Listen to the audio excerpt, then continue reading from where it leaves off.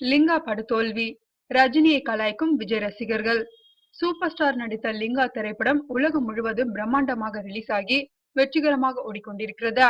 ஒரு சில பத்திரிகைகள் லிங்கா படம் படு சுமாராக இருப்பதாக விமர்சனம் எழுந்துள்ளதால் ரஜினிக்கு எதிராக மீண்டும் கர்நாடகக்காரர் என்ற குரல் எழுந்துள்ளது. குறிப்பாக அடுத்த சூப்பர் ஸ்டார் பட்டம் தங்கள் தலைவருக்கே என்று கூறிக்கொண்டே வரும் விஜயின் ரசிகர்கள் ரஜினியை மிக மோசமாக பேஸ்புக் மற்றும் ட்விட்டரில் கலாய்த்தபடி விமர்சனம் செய்து வருகின்றனர். அவர்களுக்கு ரஜினி ரசிகர்களும் பதிலடி கொடுத்து வருவதால் ட்விட்டரில் கடும் விமர்சன போர் நடந்து வருகிறது. இது குறித்து ரசிகர் ஒருவர் கருத்து கூறும்போது, 12 நாட்களில் ரூபாய் 100 கோடி வசூலித்தவர் எல்லாம் சூப்பர் ஸ்டார் கிடையாது. ஒரே நாளில் ரூபாய் 300 கோடி சம்பாதிக்கும் படம் எங்கள் சூப்பர் ஸ்டார் படம் தான் என்று கூறியுள்ளனர். ரஜினிக்கு ஆதரவாக அஜித் ரசிகர்களும் களமிறங்கி ட்விட்டரில் விஜய் ரசிகர்களை கடுமையாக விமர்சித்து வருகின்றனர்.